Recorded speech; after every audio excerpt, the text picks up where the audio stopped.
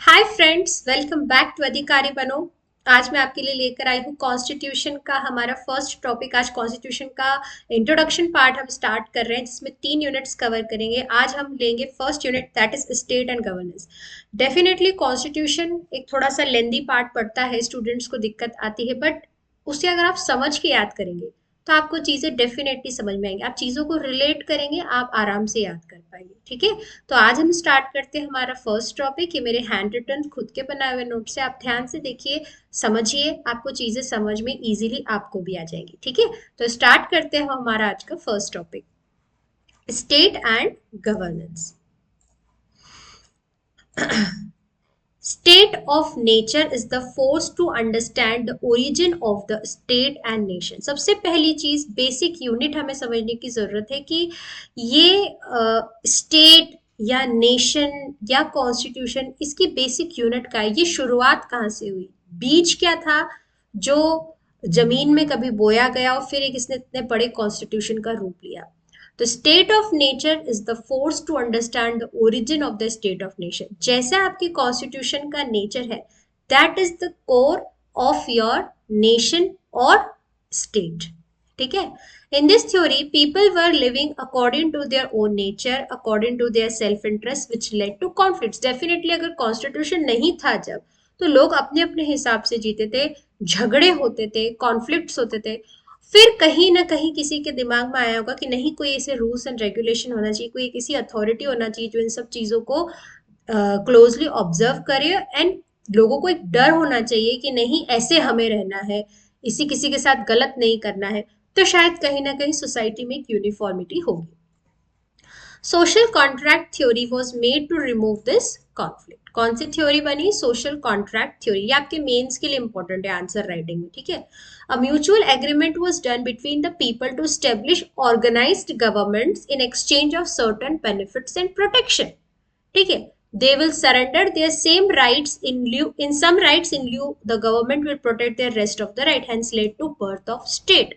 ठीक है, मैंने कहा कि ठीक है, I am having the responsibility कि मैं अपनी राइट टू स्पीक जो है, right to express my self जो है, वो लिमिटेड रखूंगी। मैं किसी को कुछ गलत नहीं बोलूंगी, कुछ ऐसा नहीं बोलूंगी जिससे किसी का डिफेमेशन हो या फॉर द नेशन ये वो प्रॉब्लम क्रिएट करे। ठीक है, अब मैंने अपनी कुछ चीजों को स्टेट के सामने सरेंडर किया, तो स्टेट ने मुझे इन रिटर्न क्या प्रॉमिस करा कि ठीक है, हम आपकी right to life and personal liberty की रक्षा करेंगे। ठीक है, हम आपकी राइट टू स्पीच की रक्षा करेंगे। तो मैंने कुछ चीजें सरेंडर करी, तो इन रिटर्न स्टेट ने भी मुझे कुछ चीजों के लिए प्रॉमिस करा। तो इस तरीके से स्टेट जो है ये फॉर्म। ठीक है, ये है social contract theory. Concept of nation देखते हैं। Nation derive from Latin word natio, means common birth या डिसेंट। हम सभी की एक नेशनलिटी, मतलब हम सभी का एक कॉमन बर्थ है, हम सभी का एक कॉमन डिसेंट है। ठीक है, we are Indians. Nationalism is a condition या स्टेट ऑफ माइंड। नेशनलिज्म क्या होता है? इट्स अ कंडीशन, और मतलब मेरे दिमाग में है कि मैं इंडियन हूं। मुझे अगर अतिथि देवो भव अगर बचपन से पता है, क्यों? क्योंकि that's my state of mind, because I am an Indian. ऐसे चीजें कोरिलेट करती है। ठीक है, some essential elements: common race, common history, culture, common religion, common language, common political aspirations, geographical contiguity। मैं आपसे हिंदी में बात कर रही हूँ, and I know maximum of all of the people can easily understand कि मैं आपसे बात कर रही हूँ, तो आपको मेरी बात समझ में आएगी। Because I know my nationalism and my nationality, I am an Indian. If I talk in Hindi, अगर मैं हिंदी में बात करूंगी, आपको चीजें समझ में आएगी। ऐसे ये सब स्टेट का दिया हुआ होता है। ठीक है, मॉडर्न डे स्टेट। आज का जो स्टेट है, स्टेट मतलब यहाँ पे आप ध्यान रखिएगा, गवर्नमेंट की बात हो रही है। ठीक है, सबसे पहले डिफाइंड टेरिटरी। हमारा जो स्टेट है उसकी टेरिटरी डिफाइंड है। भारत का नक्शा आपको पता है, ये हमारा है। ठीक है, नेक्स्ट परमानेंट पॉपुलेशन। हमारे पास सिटीजनशिप दी हुई है हमने लोगों को, तो परमानेंट सिटीजनशिप है लोगों के पास। तो हमारी परमानेंट पॉपुलेशन, हमें पता है कि हमारे पास अगर 140 करोड़ की जनता है, जिसमें इतने हमारे परमानेंट सिटीजन है, इतने टेम्पररी हैं, तो ये हमारी पॉपुलेशन डिफाइंड है। ठीक है, फिर आती है बात सोवर्निटी की। sovereignty, power to govern its internal external affairs without any interference from outside. मेरे पास, मेरी गवर्नमेंट के पास ये पावर है कि वो इंटरनल अपने देश में किसी भी तरह का कोई भी कहना चाहिए कि डिसीजन ले सकती है, उसे बाहर से किसी अनवांटेड इंटरफेरेंस कोई नहीं कर सकता है, दैट इज सोवर्निटी। तो एक स्टेट का एक नेचर ये भी रहता है। और चौथा, government to exercise power on its territory, उसकी पावर, उसकी जो टेरिटरीज है वो उसके ऊपर पूरी पावर एक्सरसाइज कर सकती है। तो आज का जो मॉडर्न डे स्टेट है उसकी 4 डेफिनेशन यहाँ बताई है: defined territory, permanent population, sovereignty और government. State and nation are distinct entities in which state is more of a political organization while nation is a more subjective and cultural concept. ये तो आपको पता है, nation एक cultural concept है ना, एक सब्जेक्टिव टॉपिक है, डिटेल्स है इस पे। वाइल जो स्टेट है, डिस्टिंक्ट एंटिटी, स्टेट एक मोर पॉलिटिकल ऑर्गेनाइजेशन, इसमें पॉलिटिक्स होता है। अब मैं आगे पॉलिटिकल और पॉलिटिक्स में भी आपको डिफरेंस बताऊंगी। नीड फॉर स्टेट, स्टेट की जरूरत क्यों है हमें? सिक्योरिटी के लिए ऑब्वियसली, प्रोटेक्शन के लिए, सोशल ऑर्डर के लिए, स्टेबिलिटी के लिए, प्रोटेक्शन ऑफ प्रॉपर्टी के लिए, रिजोल्यूशन ऑफ डिस्प्यूट के लिए और बेटर कोऑर्डिनेशन के लिए। पॉलिटी बॉडी, देखो अब देखिए यहाँ पे पॉलिटी का क्या मतलब है। Body of rules which shows the form of government we need. Polity मतलब जैसी गवर्नमेंट हमारे लिए होनी चाहिए, that's the set of rules, that's the form and order, ठीक है, वो होता है पॉलिटी। फॉर्म ऑफ गवर्नमेंट, देखिए source of government and type of rule. एक होता है डेमोक्रेसी और मोनार्की। देखिए वैसे तो सोर्स ऑफ गवर्नमेंट बहुत सारे जो मैं आगे बताऊंगी, बट अभी यहाँ पे आप समझिए कि बेसिकली गवर्नमेंट का जो सोर्स है वो 2 टाइप, या तो गवर्नमेंट डेमोक्रेटिक हो सकती है, मोनार्की हो सकती है। और टाइप ऑफ रूल में या तो वो सेंट्रलाइज्ड हो सकती है, डीसी मतलब पावर या तो पूरी सेंट्रल में रहे वो चलाए, या फिर डिसेंट्रल की उन्होंने हर लेवल पे पावर्स बांट रखी, या तो ऐसी हो सकती है। Polity structural aspect of system, ऐसा ऐसा ऐसा, ये पॉलिटी है। सब सेट ऑफ रूल्स है कि ऐसा होना चाहिए, ऐसा होना चाहिए, ये सेट ऑफ रूल्स है। पॉलिटिक्स फंक्शनल एस्पेक्ट, जो उन रूल्स एंड रेगुलेशन को चलाएंगे वो हो जाती है पॉलिटिक्स। फिर आता है पॉलिटिकल साइंस, वो और detail, academic aspect of both polity and politics, जो हम पढ़ रहे हैं कि भैया क्या होना चाहिए था, क्या है, जब हम इस एस्पेक्ट पे बात करते हैं तो वो हो जाता है political science. Constitution, it is basis of the polity, instrument of government, fundamental law of the land. Fundamental law है कि भैया ऐसा होना चाहिए हमारे देश में, हमारी जमीन पे ऐसा ऐसा होगा, that is fundamental law of the land, और ये हमें बताता है constitution. It is a set of fundamental principles according to which a state is governed, ठीक है। It is a living document, इसे लिविंग डॉक्यूमेंट माना जाता है, ये जिंदा है, ये बताता है, इसमें कुछ अमेंडमेंट की जरूरत हो तो वो होता है, ठीक है, it's that's why it's a living document. Significance, constitution का इंपॉर्टेंस क्या है? एक तो पहला है पॉलिटिकल फ्रेमवर्क, ठीक है, एक पॉलिटिकल फ्रेमवर्क पूरा का पूरा बना हुआ है, that is importance of constitution. दूसरा, सॉल्व्स नेशनल स्ट्रगल, जो भी स्ट्रगल है वो सॉल्व करने का काम करता है कॉन्स्टिट्यूशन, बिकॉज उसमें हर चीज बताई हुई है, ठीक है। पॉलिटिकल एंड मॉरल आइडेंटिटी, मेरी आइडेंटिटी है आई बिलोंग टू इंडिया, मेरी क्या क्या राइट्स है ये मेरा बताता है constitution, that's my moral identity, that's my. And political identity, मैं अगर किसी पोस्ट पे हूँ, किसी पॉलिटिकल पोस्ट पे हूँ, तो वो बताता है मुझे कॉन्स्टिट्यूशन कि मुझे क्या क्या करना है, बीइंग दैट पर्सन मुझे क्या क्या करना है, बीइंग अ नॉर्मल पर्सन मुझे क्या क्या करना है, ठीक है। इंडियन आइडेंटिटी टू इंडिविजुअल्स, हर व्यक्ति को अपनी आइडेंटिटी देने का काम करता है, ये कौन करता है? कॉन्स्टिट्यूशन। अब आता है objective of constitution, fulfil the aspirations of society, society की जितनी भी एस्पिरेशन है उन्हें फुलफिल करने का काम करता है कॉन्स्टिट्यूशन, ठीक है। Tell who can take decisions in the society, decision आप और मैं तो नहीं बैठ के ले सकते, ये सुप्रीम अथॉरिटीज लेती है, तो ये सब भी बताता है कॉन्स्टिट्यूशन की कौन लेगा। How government will be constituted, basic rules amongst members of the society, क्या बेसिक रूल्स रहेंगे इनके, to set some limits for citizens. आपकी लिमिट, बीइंग अ सिटीजन आप गलत फायदा नहीं उठा सकते किसी चीज का, तो आपकी लिमिट्स भी सेट है। फिर आता है constitutionalism. A modern day concept means government authority is derived from the people and should be limited by a constitution। कि गवर्नमेंट को अथॉरिटी आपने दी है पर आपकी लिमिटेशंस हो जाती है। आपने गवर्नमेंट को अथॉरिटी दी कि आप मेरा ध्यान रखिए, इस बदले में मैंने अपनी कुछ मॉरल रिस्पॉन्सिबिलिटीज को अडॉप्ट करा, that is constitutionalism. Also, the organs of the government itself should not fight among themselves, and if it happens, constitution will resolve itself, not mentioned in the constitution।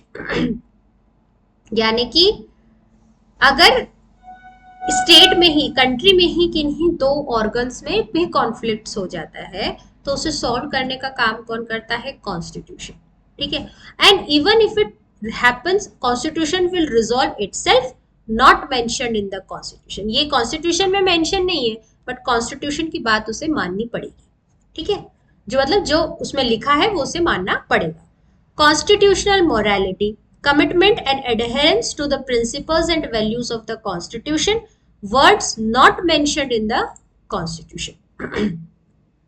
Commitment और adherence आपको करना है जो भी constitution में है, ये morality है आपकी कि आपको उसको एडहर करना ही, ये इम्प्लाइड अथॉरिटी है, किसी के बताने की जरूरत नहीं है, आपको करना ही है।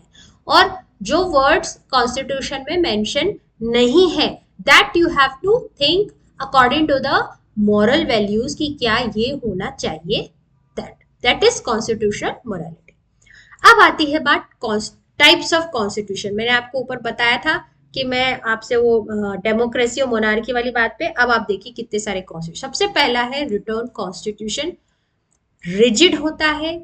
कॉन्स्टिट्यूशन ऑफ अमेरिका ये पहला रिटर्न कॉन्स्टिट्यूशन है जो 1787 में बना था। ठीक है, रिटर्न कॉन्स्टिट्यूशन जो लिख दिया, एक बार लिख दिया तो ये बहुत रिजिड हो जाता है। ठीक है, अमेरिका यूएसए का जो कॉन्स्टिट्यूशन है दैट इज रिजिड कॉन्स्टिट्यूशन। ये फर्स्ट रिटर्न कॉन्स्टिट्यूशन था जो 1787 में उन्होंने लिखा था। India has also the same and accomplished writing in 26 November 1949। Very important। हमने अपने कॉन्स्टिट्यूशन को कब लिखा था? 26 नवंबर 1949 को। और इंडिया का भी सेम रिटर्न कॉन्स्टिट्यूशन। ठीक है, unwritten constitution not on a paper but is based on custom, precedents and judicial decisions. ठीक है, कहीं लिखा हुआ नहीं है बट जो पिछले कोई जजमेंट्स आए होंगे, कोई केस हुआ होगा, उसका रिजल्ट जो आया होगा, कस्टम्स जो उस देश में फॉलो होते होंगे, उस पे based constitution is a oral constitution. ठीक है, अनरिटन कॉन्स्टिट्यूशन ये काफी फ्लेक्सिबल होता है क्योंकि लिखा नहीं है इसे, तो कभी भी बदला जा सकता है। और ब्रिटेन जो है इसका कॉन्स्टिट्यूशन ऐसा है। फिर आता है unitary constitution. Powers are in central, state और any left to the centre. Powers are top to down, यानी कि पावर्स जितनी भी है वो सब किसके पास है? सेंट्रल के पास। ठीक है, या स्टेट जो भी वो लोग बोलते होंगे उनके पास है। और जो भी बची कुची पावर्स है वो सब कुछ किसके पास होती है? सेंटर के पास में। और पावर्स टॉप टू डाउन होती है, मतलब सबसे ज्यादा इनके पास, थोड़ी बहुत जो रिटर्न लिख दी उन्होंने इसके पास थोड़ी बहुत, और जितनी भी बची रिमेनिंग वो सब किसके पास? Unitary form. इसलिए कई बार हमसे इंडिया में भी क्वेश्चन पूछा जाता है कि इंडियन कॉन्स्टिट्यूशन यूनिटरी नेचर में का है क्या? ठीक है, फिर आता है federal constitution. Division of power in central and state better functioning. जब पावर्स को हम डिवाइड कर देते हैं सेंटर और स्टेट में तो वो हो जाता है फेडरल कॉन्स्टिट्यूशन। ठीक है, ये एक बेटर फंक्शनिंग है। जैसे हमारा कैसा? Federal constitution, but unitary in nature. ये मैंने ऊपर जो आपको बात करी कि कॉन्स्टिट्यूशन हमारा फेडरल है कि सेंटर ने स्टेट को अथॉरिटी दे रखी, अपने अपने स्टेट अपने हिसाब से चलते हैं, बट कुछ पावर्स जो स्टेट के पास नहीं वो ऑटोमेटिकली किसके पास होती है? सेंटर के पास। ठीक है, so we have federal constitution but the nature is unitary. Rigid constitution, not easy to amend, मतलब जिसको अमेंड करना इतना आसान नहीं, चेंजेस करना इतना आसान नहीं। 2/3 या 3/4 मेजोरिटी जब हाँ करेगी तभी कॉन्स्टिट्यूशन में चेंज होगा। It is stable, ideal, changes can not be done easily. Stable constitution bar bar change नहीं होता है, स्टेबल रहता है, आइडियल रहता है क्योंकि जो पुराने लोगों ने लिखा है बिना किसी सेल्फिशनेस के वो उसमें रहता है, लोग अपने जरूरत के हिसाब से चेंज नहीं कर पाते and changes can not be done easily, इसलिए एक it's a good in nature. Flexible, बहुत इजीली अमेंड हो जाता है। ऑर्डिनरी मेजोरिटी जो मिलेगी तो भी वो चेंज हो जाएगा। ये स्टेबल नहीं है, स्टेबिलिटी नहीं है इसमें, आइडियल नहीं है। अनडिजायरेबल चेंजेस कैपिटल, मतलब जो नहीं होने चाहिए वो भी चेंजेस इसमें कर देते हैं, ठीक है। Sorry. Features of state and governance, सबसे पहले defined territory, permanent population, sovereignty, government, ठीक है। तो स्टेट जो होती है इसका अपनी टेरिटरी डिफाइंड है, इनकी पॉपुलेशन परमानेंट है, सोवर्निटी है, अनड्यू इंटरफेरेंस आउटसाइड नहीं होगा, इनकी खुद की गवर्नमेंट होगी, ये बता दिया था मैंने पहले भी।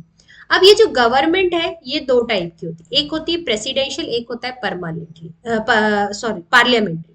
प्रेसिडेंट होते हैं या एक से पार्लियामेंट होता है, संसद होता है। देखिए टाइप्स ऑफ गवर्नमेंट। देखिए अभी जो हमने देखा ये था टाइप्स ऑफ कॉन्स्टिट्यूशन, कि कॉन्स्टिट्यूशन के टाइप से, ये मेंस के लिए बहुत इंपॉर्टेंट है, आपके पास कंटेंट मिलेगा आपको इससे, return, unreturned, unitary, federal, rigid, flexible. अब गवर्नमेंट कौन कौन सी टाइप की होती है वो देखिए आप। सबसे पहले monarchy, a single individual holds authority, example Saudi Arab, एक व्यक्ति के पास पूरी पावर है, सऊदी अरब में ऐसा ही होता है, मोनार्की है वहां पे। फिर होता है authoritarianism, centralised control and limited political freedom. सारा कंट्रोल जो होता है वो सेंटर के पास होता है, पॉलिटिकल फ्रीडम दूसरी ब्रांचेस के पास कम होती है। जैसे चाइना में चाइनीज कम्युनिस्ट पार्टी सेंटर में है और इनके पास ही पूरी पावर है, and the rest of the country has limited freedom and maintains strict control, ठीक है। बाकी के जो ऑर्गन्स हैं उनके पास बहुत कम अथॉरिटी है और इसलिए बहुत ज्यादा स्ट्रिक्ट कंट्रोल होता है सेंटर का, तो ये ऑथोरिटेरियनिज्म होता है China. Totalitarianism, government controls not only political but also socio economic and cultural aspect, ठीक है। गवर्नमेंट के पास, गवर्नमेंट कंट्रोल्स खाली पॉलिटिकल पावर नहीं होती बट सोशियो इकोनॉमिक कल्चरल हर चीज में गवर्नमेंट इंटरफेरेंस करती है। टोटलिटेरियनिज्म वर्ड से समझ में आ रहा है। Individual freedom is severely affected, example north Korea. North Korea में टोटलिटेरियनिज्म, किम फैमिली वहां पे वो उस चीज को पूरा होल्ड करती है, ठीक है। वो जो चाहेंगे वैसा होगा, वो हर चीज में इंटरफेरेंस करेंगे, तो ये वहां की economy. Oligarchy, power in the hand of small privileged group, example Russia. Power किसके पास है? स्मॉल प्रिविलेज्ड ग्रुप के पास है, एक छोटा सा ग्रुप है, प्रिविलेज्ड लोग हैं उसमें, उनके पास पावर होती है, ऐसा है रशिया। ओलिगार्की। डेमोक्रेसी जो हमारे है, power in the hands of people, example India and USA. जनता के पास पावर है क्योंकि इलेक्शन होते हैं, हम अपने जो हेड है, हमारे जो रिप्रेजेंटेटिव्स हम खुद चुनते हैं, तो दैट इज डेमोक्रेसी, ये इंडिया एंड यूएसए में है। Republic, power is with people and leaders are elected from among the people, example France. Republic में क्या होता है? पावर जो होती है, पावर इज विद पीपल, लोगों के पास होती है और लोग हम ही में से चुन के जाते हैं हमारे रिप्रेजेंटेटिव, वो होता है रिपब्लिक। तो इंडिया में ऐसा है, फ्रांस में ऐसा है, ठीक है। तो हमारे पास डेमोक्रेसी भी है, हमारे पास रिपब्लिक भी है, ठीक है। Theocracy, political power intertwined with religious authority, मतलब पॉलिटिकल पावर को आप रिलीजियस अथॉरिटी से जब मिला देते हैं तो वो हो जाता है theocracy. Religious leaders play crucial role in decision making, जैसे ईरान में रिलीजियस अथॉरिटी के जो हेड्स है वही नेशन के भी डिसीजन ले लेते हैं, तो वो होता है ईरान में। फिर आता है federalism, powers are divided among centre and state, example Germany. ये हमारे यहाँ भी है कि पावर सेंटर और स्टेट में बटी हुई है, ठीक है, लिस्ट्स बनी हुई है, तो ये जर्मनी में भी है, इंडिया में भी है।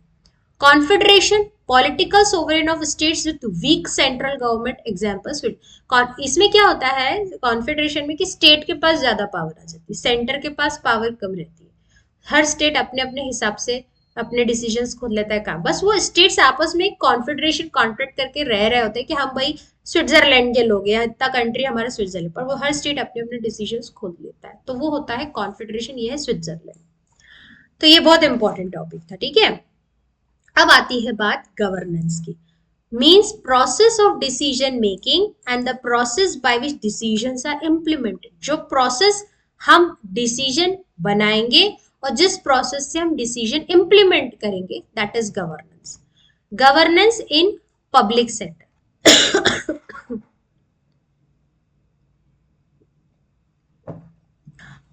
refers to system।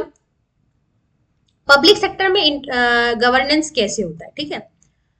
refers to system procedure that enable governmental organizations to carry out their duties। Government organisations अपने डिसीजंस कैसे लेंगी, अपनी प्रोसीजर क्या फॉलो करेंगी, कैसे ड्यूटीज फॉलो करेंगी, ये होता है governance in public sector. Example, स्वच्छ भारत अभियान 2014 में आया, डिजिटल इंडिया 2015 में आया, ये सब थे गवर्नेंस इन पब्लिक सेक्टर के एग्जाम्पल कि भाई स्वच्छ भारत अभियान को आपको कैसे फॉलो करना है, कैसे इम्प्लीमेंट करना है, क्या सिस्टम रहेगा, ये उनका रूल, ये उन्होंने स्कीम लेके आया था, ये प्रोग्राम वो लेके आए थे। तो ये गवर्नेंस इन पब्लिक सेक्टर है कि उसमें ऐसे होता है। गवर्नेंस इन प्राइवेट सेक्टर कैसे होता है? Procedures that control how private business organisations are managed, giving moral behaviour responsibility. Example, companies act, SEBI guidelines, ये प्राइवेट कि ये गाइडलाइन आई है तो प्राइवेट सेक्टर में ये लोग कैसे, सेबी की गाइडलाइंस आई है तो स्टॉक मार्केट या कंपनीज कैसे रन करेगी, ये उसकी गाइड थी। Governance in private sector. Global level governance, collaboration among states to promote shared goal. जैसे हम यूएन से, डब्ल्यूटीओ से, इन सबसे जुड़े हुए हैं, आए दिन आप करंट अफेयर्स में देखते हैं कि कोई कॉन्ट्रैक्ट साइन हुआ है, तो ये ग्लोबल लेवल गवर्नेंस है कि आप वो कैसे इम्प्लीमेंट करेंगे। India's role in global governance, India's involvement in international frameworks for climate change। India ने ग्लोबल गवर्नेंस में क्या क्या अपना योगदान दिया है कि investment in international for climate change के लिए हमने इन्वेस्टमेंट्स किए हैं। दूसरा, हम डब्ल्यूटीओ से जुड़े हुए हैं। नेक्स्ट, हम ग्लोबल हेल्थ गवर्नेंस पे काम करते हैं, ग्लोबली जो डिसीजेस हैं उनके ऊपर हम काम करते हैं। Combat terrorist attacks, terrorist threats पे हम काम करते हैं। Supports poverty reduction, infrastructure financing and sustainable development, हम इन सब चीजों के ऊपर काम करते हैं। तो इंडिया का भी ग्लोबल गवर्नेंस में इतना पार्टिसिपेशन है। फिर आती है इंडियन गवर्नेंस। इंडियन गवर्नेंस सबसे पहले central government, hub of countries governance system. Country का पूरा हब गवर्नेंस का किसके पास है? सेंट्रल गवर्नमेंट के पास में। किसके पास है पूरा कंट्रोल? सेंट्रल गवर्नमेंट के पास में। फिर आता है सेंट्रल गवर्नमेंट में 3 ऑर्गन्स। पहला है एग्जीक्यूटिव, लेजिस्लेचर और judiciary. Executive, council of ministers take care of their ministries. Council जो है मिनिस्टर्स की, वो अब मिनिस्टर्स अपनी अपनी मिनिस्ट्रीज का ध्यान रखते हैं। दैट इज, ये किस में आता है? एग्जीक्यूटिव में। एग्जीक्यूटिव में मैं एक बार और आपको बता दूं कि एग्जीक्यूटिव में आ जाते हैं आपके प्रेसिडेंट, है ना, पार्लियामेंट, वो हेड्स आ जाते हैं। Legislature, Lok Sabha, Rajya Sabha, law making, budget approval done by them. Legislature में लोकसभा, राज्यसभा, बजट, ये सारे काम, लॉ बनाना, ये सब लेजिस्लेचर में आता है। और judicial, take care of laws and amendment and fundamental rights, इन सब का काम करते तो जुडिशियल में आता है। तो ध्यान रखिए कि सेंट्रल गवर्नमेंट के 3 ऑर्गन है, एग्जीक्यूटिव, लेजिस्लेचर और जुडिशियल।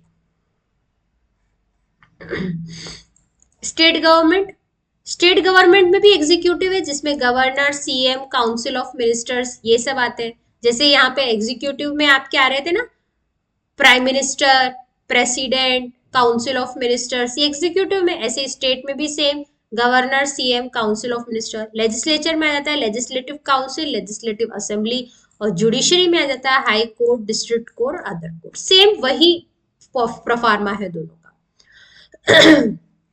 इंडियन गवर्नेंस में पहला सेंट्रल गवर्नमेंट, स्टेट गवर्नमेंट, तीसरा है local government, rural, panchayat, block समिति, जिला परिषद। अर्बन में आते हैं म्युनिसिपल कॉर्पोरेशन, म्युनिसिपैलिटी काउंसिल, नगर पंचायत, ये सब आता है, ठीक है।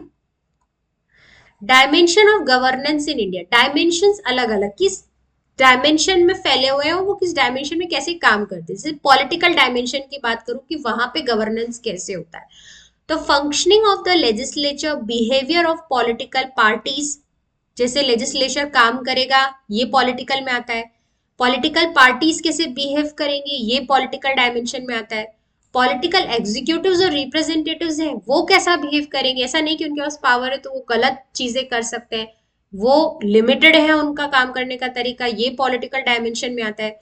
पॉलिटिकल डिसेंट्रलाइजेशन, पॉलिटिक्स में भी पावर्स डिसेंट्रलाइज्ड है, ठीक है, तो उनकी वर्किंग डिसेंट्रलाइज्ड है, तो वो एक्सरसाइज ऑफ फ्रेंचाइज, ये सब किस में आता है, पॉलिटिकल डायमेंशन में। फिर लीगल एंड जुडिशियल डायमेंशन में क्या आता है, protection of fundamental rights, fundamental rights को आपको प्रोटेक्ट करना है। Internal security and law enforcement, ये लीगल एंड जुडिशियल में आता है। Access to justice and judicial accountability, ये भी लीगल में आता है कि जस्टिस को एक्सेस करने में ज्यादा टाइम नहीं, लाल फीताशाही नहीं होना चाहिए, टाइम नहीं लगना चाहिए। जुडिशियल अकाउंटेबिलिटी होता है, जो भी डिसीजन आ रहा है that person is accountable for that, ये लीगल एंड जुडिशियल डायमेंशन में आता है। Police administration and citizen friendliness, ये लीगल एंड जुडिशियल डायमेंशन में आता है कि पुलिस क्या एडमिनिस्टर कर रही है, सिटीजन फ्रेंडली है कि नहीं, तानाशाही तो नहीं हो रही, ये सब लीगल एंड जुडिशियल डायमेंशन में आता है। तो ये भी जिस भी डिपार्टमेंट का होगा ये सारी रिस्पॉन्सिबिलिटी उसकी होगी। Administrative dimension, how well they manage financial and human resources, engaging engaging in interaction with citizens, managing financial, human and other resources, fundamental and service provision, corruption detection, monitoring and enforcement, ये सब आता है administrative dimension में। Economic dimension में क्या आता है, management of finances, finance को हम कैसे मैनेज करेंगे, बिजनेस क्लाइमेट हमारा कैसा रहेगा, ऑफिस का इन्वायरमेंट कैसा रहेगा, असिस्टेंस टू प्राइमरी सेक्टर, जिस सेक्टर को जरूरत है, प्राइमरी सेक्टर को जरूरत है, कोई वीकेंड सेक्टर है उसको जरूरत है, उसको हम कैसे हल करेंगे, ये सब economic dimension. Social and environmental dimension, capacity to provide for the weaker members of the society, social dimension है ना, वीकर सेक्शंस को हम कैसे हेल्प करेंगे, ये सोशल डायमेंशन में आता है। Well being of the indigent and suffering, function of the media and civil society, environmental management, ये सब किस में आता है, सोशल एंड एनवायरमेंटल डायमेंशन।